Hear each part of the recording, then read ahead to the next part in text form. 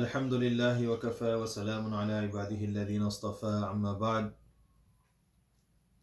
يقول الله تبارك وتعالى بعد أن نقول أعوذ بالله من الشيطان الرجيم بسم الله الرحمن الرحيم إذ همت طائفتان منكم أن تفشلا والله وليهما وعلى الله فليتوكل المؤمنون ولقد نصركم الله ببدر وأنتم أذلة فاتقوا الله لعلكم تشكرون صدق الله العظيم.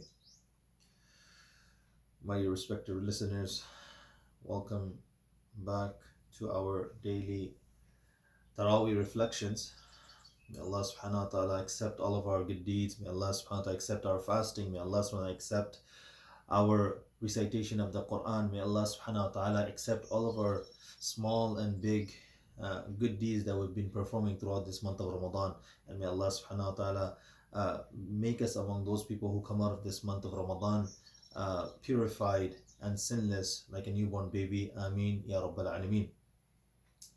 So starting with today, we were at the end of Surah Baqarah yesterday.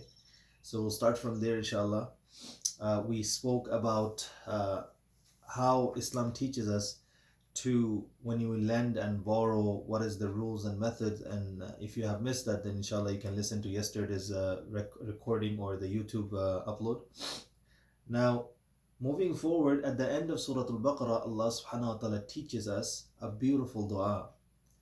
Allah subhanahu wa ta'ala teaches us to how to make dua. And one of the du'as that is mentioned there is رَبَّنَا لَا تُؤَاخِذْنَا إِن نَّسِينَا أَوْ أَخْطَأْنَا رَبَّنَا وَلَا تَحْمِلْ عَلَيْنَا إِصْرًا كَمَا حَمَلْتَهُ عَلَى الَّذِينَ مِنْ قَبْلِنَا رَبَّنَا وَلَا تُحَمِّلْنَا مَا لَا طاقة لَنَا بِهِ وَاعْفُ عَنَّا وَاغْفِرْ لَنَا وَارْحَمْنَا أَنْتَ مَوْلَانَا فَانصُرْنَا عَلَى الْقَوْمِ الْكَافِرِينَ.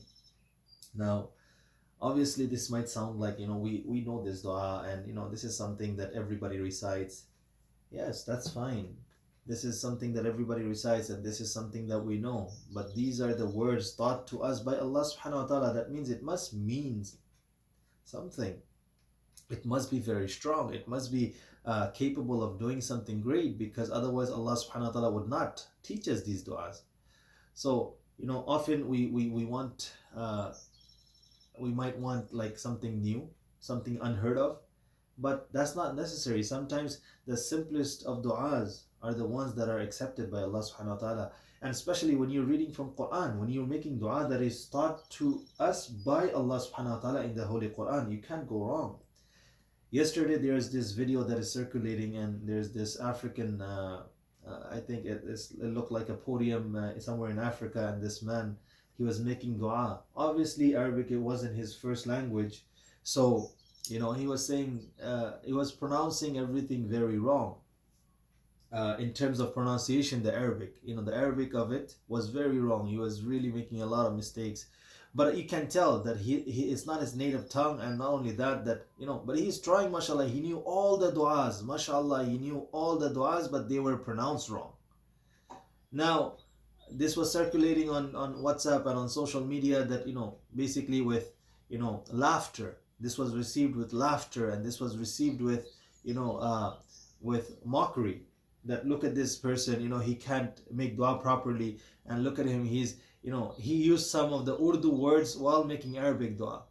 So that was another point that people kind of took, and they said, look at this. And everybody has their, but subhanallah, I don't know why, but usually when I receive funny videos, I also laugh. But yesterday, wallahi, I felt like crying. I told one of my friends who sent me the video, I said, I'm sorry, but don't take it otherwise. But I must tell you that just because we pronounce our du'as right and correctly, and because we know Qur'an and Hadith, doesn't mean that our dua reaches the arsh of Allah subhanahu wa ta'ala. Who knows? It doesn't even go past the first sky even. Maybe it doesn't even leave our homes. Maybe it doesn't even leave our mouth. It just stays there because it's worthless, because it has no sincerity behind it. It has no life, nothing behind it. However, what if this man that is making dua, and his dua is obviously chopped up, and his dua is not clear, and he's making dua that is not, the typical Arabic with tajweed and tartil and so on and so forth, with, great voice and great understanding of what he's saying. But what if his dua reaches the arsh of Allah subhanahu wa ta'ala? What if Allah subhanahu wa ta'ala he's one of the chosen servants of Allah subhanahu wa ta'ala, that when he raises his hands, Allah subhanahu wa ta'ala does not reject. There's a hadith of Rasulullah sallallahu alaihi wasallam. There are some people, you look at them and they look like, they look like nobody. They look worthless. They look like, paupers. They look like beggars. They look like, they have nothing to do with Allah. But then the hadith continue, لَوْ أَقْسَمَ عَلَى اللَّهِ لَأَبَرَّهُ, that if these people were to swear by Allah, and if these people were to ask anything of Allah subhanahu wa ta'ala, Allah subhanahu wa ta'ala will grant them and bless them with those things. So we don't know who's beloved by Allah subhanahu wa ta'ala. We don't know who's closer to Allah subhanahu wa ta'ala. So when these kind of things, I don't know, maybe some of you, the listeners, might have received this video clip as well. I really hope. And another thing that I would also like to highlight here is that we're in the month of Ramadan. We're in the month of Ramadan. We're abstaining from food and drink and conjugal relationship. Food and drink, we're staying away. But would this not fall under ghibah? If I'm making fun of this individual, and I'm laughing at his pronunciation, and I'm laughing at how he spoke and how he made dua, he was sincerely making dua. And the fact that I was laughing at it, would this not fall under backbiting? Would this not fall under ghibah? Would this not be a cause for me to be answerable to Allah subhanahu wa ta'ala on the day of judgment? Do I have that much good deeds that I can afford to give away my good deeds like this? I can tell you one thing though, mashallah, this brother who was making this dua, this African brother who didn't know Arabic language, and he was making this dua, I pray and I hope Allah subhanahu wa ta'ala blesses him with the best of both worlds. And he's very lucky because his video has gone viral and people around the world is making fun of him. He's just sitting there and gaining so many hasanat and rewards from people, subhanallah. And Allah subhanahu wa ta'ala is forgiving his sins. Allah subhanahu wa ta'ala accept him. So this was a side note. I'm sorry I got distracted, but this is something that hurt me a lot. I usually laugh at things, but yesterday, I don't know, for some reason, this was something that really bothered me. That how can we laugh at somebody who's calling out Allah subhanahu wa ta'ala? He doesn't, yes, mind you, he doesn't know the language. Yes, he can't pronunciate properly, but he is calling out Allah. Who are we to point finger at him? Who are we? Who are we to make fun of him? May Allah subhanahu wa ta'ala give us the right understanding and guidance, inshallah. Now, moving forward, we start Surah Al Imran. Now, in the beginning of Al Imran, again, the theme of Qur'an, obviously Allah subhanahu wa ta'ala, many things are repeated because we need repeated reminders for us as human beings. So many things are repeated. Allah subhanahu wa ta'ala reminds us about Tawheed. Allah subhanahu wa ta'ala reminds us about that we should not worship anyone but Allah subhanahu wa ta'ala. These things repeat itself over and over. And also Allah subhanahu wa ta'ala tells us to ponder over the creation of Allah subhanahu wa ta'ala, and to think at look at the creation of Allah subhanahu wa ta'ala and marvel at the creation of Allah subhanahu wa ta'ala, and really start to understand the greatness and the magnitude of the power of Allah subhanahu wa ta'ala. So these themes continue, and they'll continue throughout the Quran, inshallah. Now, in the beginning of Surah Al Imran, we also have the mention of Isa alayhi salatu wasalam, and inshallah we'll get into that. But before that, there's the mention of Battle of Badr. Battle of Badr took place in the second Hijri of Islam, and second year of the Hijri calendar. And precisely, if we were to go back, then it was the 19th Ramadan. So that would be 624.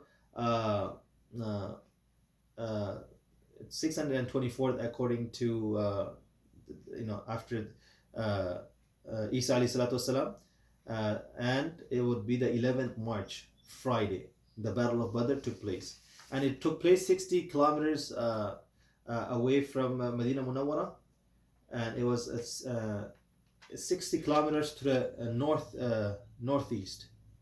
Northeast. So that's where Badr took place. Now in the Battle of Badr, this is one of the mashallah, one of the battles that Allah subhanahu wa ta'ala really showed us, the Muslim nation, the people to come, that when Allah subhanahu wa ta'ala is with someone, no one, that hadith that I mentioned a few days ago in my during my Hayatul Sahaba, إذا سألت فاسأل الله وإذا استعنت فاستعن بالله وَأَعْلَمْ لَوْ أَنَّ الْأُمَّةَ اجْتَمَعَتْ عَلَىٰ أَنْ يَنْفَعُوكَ بِشَيْءٍ. That hadith, long hadith, where Rasulullah ﷺ is teaching Ibn Abbas radiallahu anhu Iman, and is teaching him how to trust in Allah subhanahu wa ta'ala, that if the whole world got together, they wanted to harm you, they cannot harm you. And if the whole world got to you and they want to benefit you, they cannot benefit you unless whatever Allah subhanahu wa ta'ala wants. If Allah is with you, nobody can do anything to you. If Allah is not with you, then who's going to save you? So in the Battle of Badr, the Muslims saw something amazing. The kuffar, they were 1,000 in number, 1,000 in number, and obviously they're all armed. They had more than 1,000. They had about 700 camels. They had 100 horses, and everybody was equipped with armors, and they were equipped with swords, and they were equipped with all the weapons needed for the battle. When it came to the Muslims, they were about 313, just over 300. One third of the kuffar and the mushrikeen. Muslims had only 70 camels, two horses, about 3 spears, and 8 swords. You're going to face 1,000 of the of the enemy's army of the enemy, 1,000 of them, and you are 313 with limited resources, and not even limited resources, like literally nothing compared to what they have. But this is where Allah subhanahu wa ta'ala showed the ummah of Rasulullah sallallahu alaihi wasallam that victory comes from Allah. The help comes from Allah. That whenever Allah subhanahu wa ta'ala wants something, that's what will happen. When Allah subhanahu wa ta'ala wants to decide victory for someone, then that's what's going to happen. And if Allah subhanahu wa ta'ala wants disgrace for someone, nobody can give them victory, and nobody can give them honor and dignity. So it has to come from Allah subhanahu wa ta'ala. Now, so that was the ayah that is referring to that. قُلْ لِلَّذِينَ كَفَرُوا سَتُغْلَبُونَ وَتُحْشَرُونَ إِلَى جَهَنَّمَ وَبِئْسَ الْمِهَادُ. Now this ayah refers to the Battle of Badr, and Allah subhanahu wa ta'ala gave the Muslims a victory, an amazing victory. The non-Muslims, the kuffar, the mushrikeen, the Quraysh, that they when they came, they were so convinced that they were going to win this battle, that they brought even dancing girls with them to celebrate afterwards, that they were going to have a party, they're going to have a celebration. So they were so convinced. Allah subhanahu wa ta'ala showed them that no, when Allah is with someone, nobody can defeat them. And that's what happened. And the Muslims, mashallah, were able to win the battle. Right after the Battle of Badr, Allah subhanahu wa ta'ala talks about the love of dunya. The love of dunya. زُيِّنَ لِلنَّاسِ حُبُّ الشَّهْوَاتِ مِنَ النِّسَاءِ وَالْبَنِينَ وَالْقَنَاطِيرِ الْمُقَنطَرَةِ مِنَ الذَّهَبِ وَالْفِضَّةِ وَالْخَيْلِ الْمُسَوَّمَةِ وَالْأَنْعَامِ وَالْحَرْثِ ذَلِكَ مَتَاعُ الْحَيَاةِ الدُّنْيَا وَاللَّهُ عِنْدَهُ حُسْنُ الْمَآبِ. In this verse, Allah subhanahu wa ta'ala talks about the love of dunya, how everything has been beautified for us. Now this is a battle. This is a battle that we have to fight. We don't have to fight the Battle of Badr, but we have to fight these fights where we have to really set there has to be a border, there has to be a separation, there has to be some kind of differentiation where we separate our love to an extent for this dunya that it doesn't affect us. It's like the boat needs to be on the water to float, but the water, if it comes into the boat, then the boat will sink, right? It will no longer float. So the same way, we have to be in this dunya as people who are just floating on this dunya. We cannot let this dunya come into us, because once it does, then it will destroy us and it will sink us, just like the boat won't float. So this is another thing that Allah subhanahu wa ta'ala mentions. I did not go into details, but the things that He mentions is doing حُبُّ الشَّهْوَاتِ مِنَ النِّسَاءِ. As a human being and as men, we love women, and we do a lot of things for women, for وَالْبَنِينَ, for our children, وَالْقَنَاطِيرِ الْمُقَنطَرَةِ مِنَ الذَّهَبِ وَالْفِضَّةِ. We have love for gold and silver and the wealth. من الذهب والخيل المسومة والأنعام والحرث. Then Allah subhanahu wa ta'ala mentions our conveyance also, in our terms now would be cars and so on and so forth, the mode of transportation. How we have so much love for our cars, and we want to get the latest one and so on and so forth. These things we have to be careful, and also our investments and our crops and so on and so forth. Allah subhanahu wa ta'ala mentions these things in this verse. Then moving forward, Allah subhanahu wa ta'ala also talks about that Islam is the only way of life. Inna dina inda Allah al-Islam. Allah subhanahu wa ta'ala talks about Islam being the only way. And Allah subhanahu wa ta'ala says, وَمَنْ يَبْتَغِي غَيْرَ الْإِسْلَامِ دِينًا فَلَنْ يُقْبَلَ مِنْهُ. Now anybody, yes, there was a time where it was the time of Musa alayhi salatu wasalam and the Torah. If we were part of that nation, we would have had to follow that those commandments and that prophet at that time. If we were during that, if we lived through the time of Isa alayhi salatu wasalam, then yes, no doubt would have to follow Isa alayhi salatu wasalam and no one else. But we happen to be living in the time of Rasulullah sallallahu alaihi wasallam. وَمَا أَرْسَلْنَاكَ إِلَّا كَافَةً لِلنَّاسِ بَشِيرًا وَنَذِيرًا. Allah subhanahu wa ta'ala has sent Rasulullah sallallahu alaihi wasallam till the end of time, and Rasulullah sallallahu alaihi wasallam was sent as a prophet and mercy for the whole entire humankind and whole entire creation of Allah subhanahu wa ta'ala for that matter. So we have to absolutely submit. Islam means to submit one's will to Allah subhanahu wa ta'ala. So we have to be among those people who submit their will to Allah subhanahu wa ta'ala. There's no two way about it. Now we have to, we understand that every time there's an update in the government and the government changes and the new government comes into power, nobody says, oh, okay, I want to follow the older government and their rules and regulations put forward. Some of them remain, some of them are abolished, and some of them are some new rules and regulations come into place and then are passed in the parliament. The same thing we have to understand. Allah subhanahu wa ta'ala sent prophets and prophets and prophets, and they came. And the last prophet to come, the last messenger to come, was none other than the master of both worlds, sallallahu alaihi wasallam, Muhammad sallallahu alaihi wasallam. He came. So now we live through his time, and we have to absolutely follow his sharia and his way of life. There's no two way about it. So this is another thing that Allah subhanahu wa ta'ala talks about in this part of today's reflection.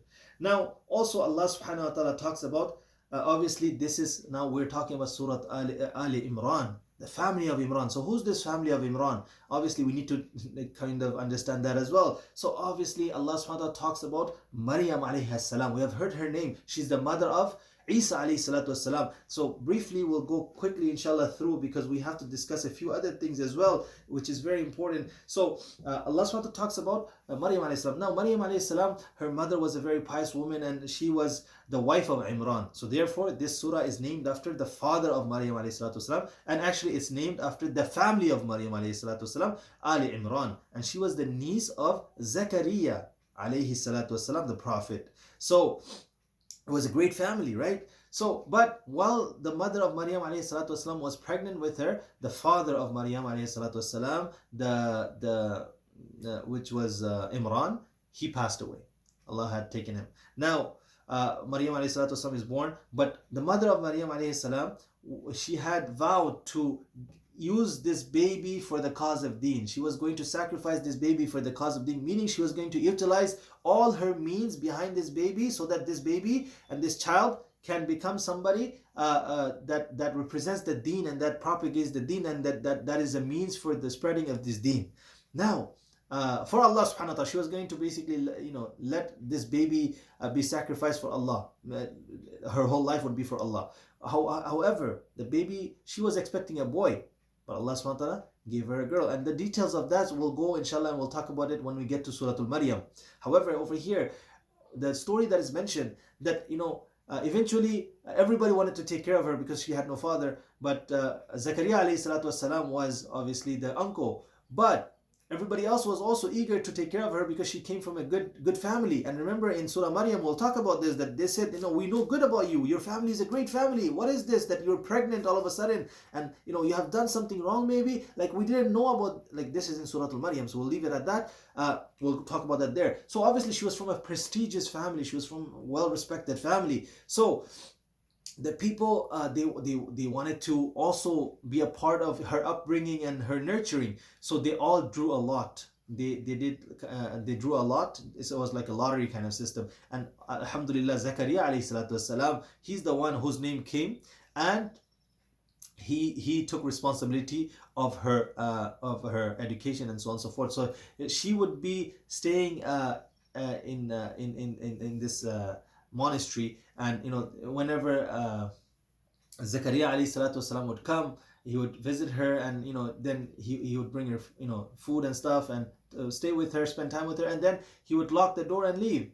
But this Maryam alayhi salatu wasalam, as she was growing older, and she was she would have, whenever Zakariyya alayhi salatu wasalam would come, and she would have different type of fruits and different types of food in her disposal, with around her, that is not from that season, that is not from that area. So Zakaria alayhi salatu wasalam would ask, Anna laki hadha, and this is mentioned in this surah as well, Surah Al Imran. Where is this coming from? She would say, Hiya min indillah, that huwa min indillah, that this is from Allah. Inna Allah yarzuqu man yasha bighayri hisab. This is another lesson for us believers, that when Allah subhanahu wa ta'ala wants to give something to someone, then nobody can stop them. Just like in the Battle of Badr we spoke about. So the power of Allah subhanahu wa ta'ala, that Allah subhanahu wa ta'ala wanted to feed Maryam alayhi salatu wasalam, the mother of Jesus alayhi salatu wasalam, to be that she was going to be nurtured in this fashion, that she was going to get things from Jannah herself. She would get things from, from no sources, and the source is obviously Allah subhanahu wa ta'ala, from the unseen.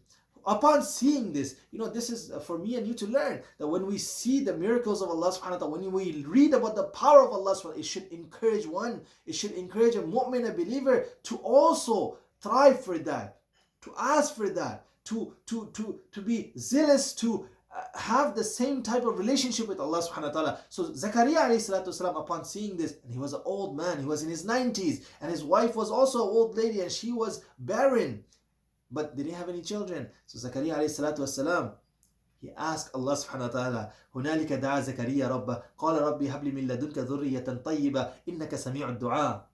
He makes dua to Allah subhanahu wa ta'ala. Oh Allah, you are the one who listens to all du'as. Give me a pious offspring. Now he was old, and but Allah subhanahu wa ta'ala, obviously, أن الله يبشرك بيحيى مصدقا بكلمة من الله وسيدا وحسورا ونبيا من الصالحين. Allah subhanahu wa ta'ala informs him, and he receives the message that yes, you will be blessed with this child that will be a prophet to be. He will become a prophet, and it's Yahya alayhi salatu wasalam. And the details, inshallah, we'll discuss this in the future, inshallah.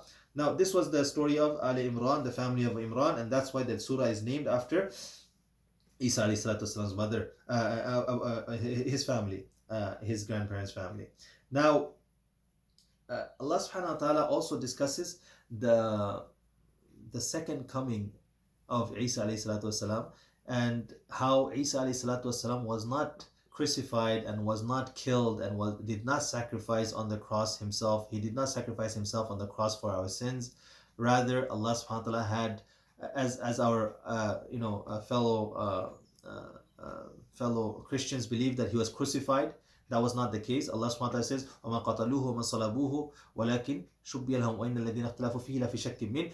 The details is there, that Allah subhanahu wa ta'ala had obviously replaced him with somebody else, and Allah subhanahu wa ta'ala had Allah subhanahu wa ta'ala had lifted up Isa alayhi salatu wasalam for a period of time, and that Isa alayhi salatu wasalam will once again come back, live on this earth, and he will fight Dajjal. And one of my brothers today, he reached out to me, he said we need to talk about Dajjal, and at the end of times, inshallah, when the time comes, we'll definitely talk about that. And that itself requires a lot of time. It won't be done just over a period of 30 minutes. It's impossible. We have to talk about that in detail. Inshallah, we'll have a different program just for that, inshallah, special sometime, inshallah, hopefully in the near future.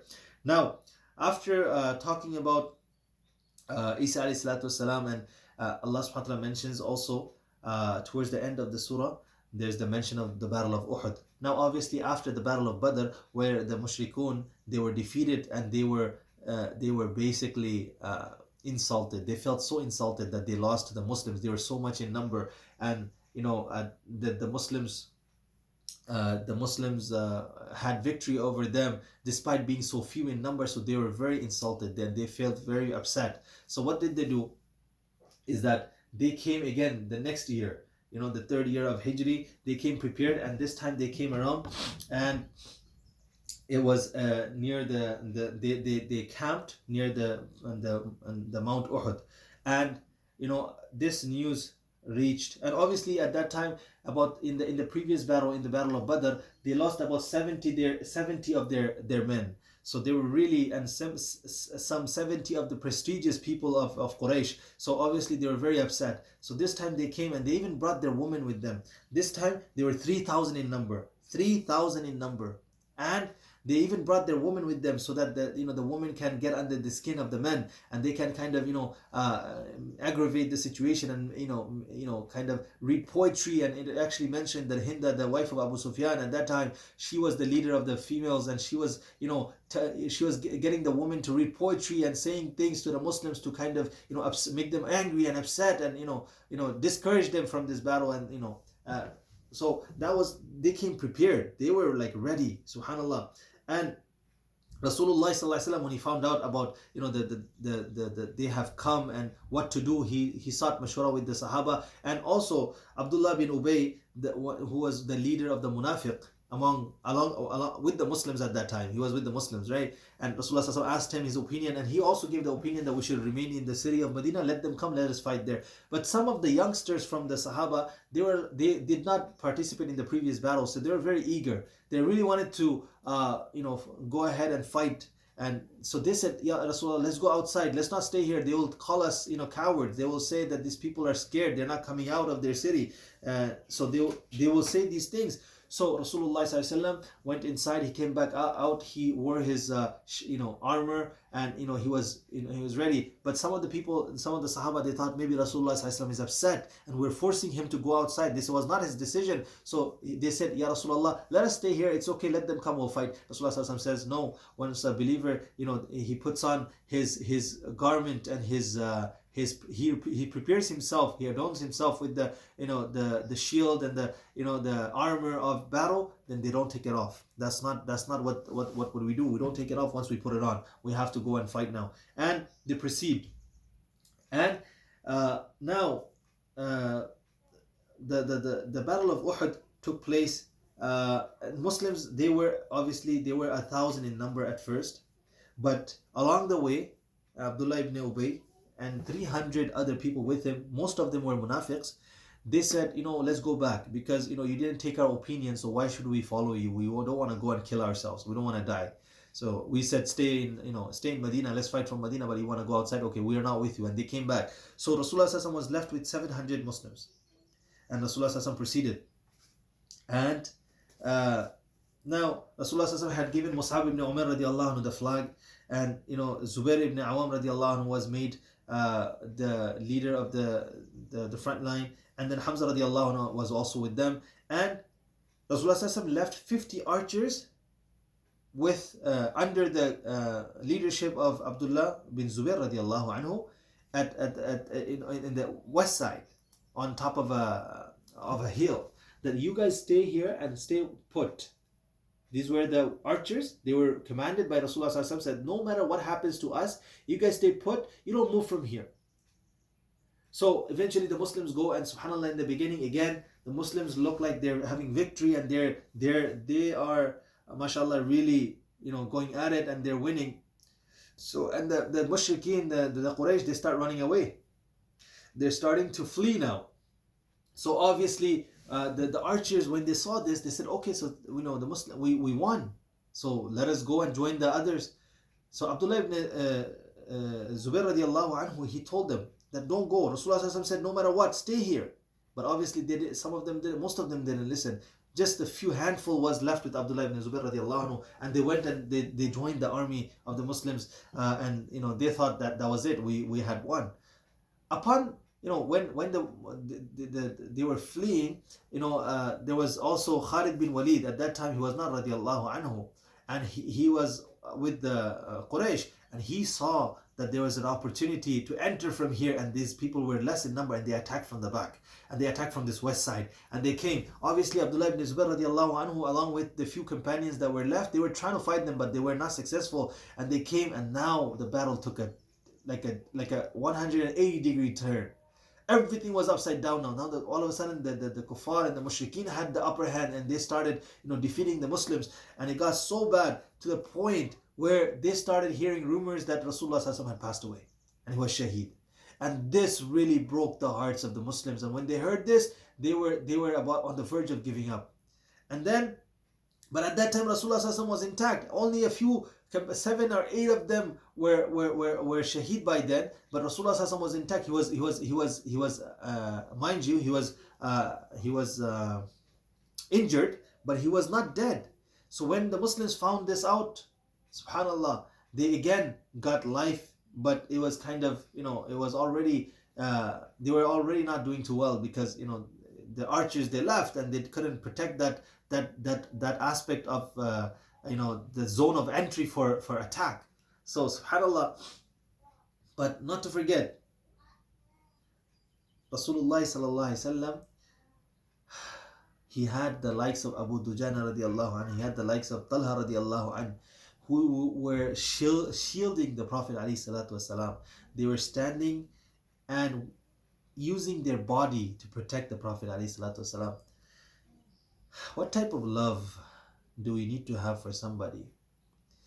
Rasulullah sallallahu alaihi wasallam says in the hadith that he says,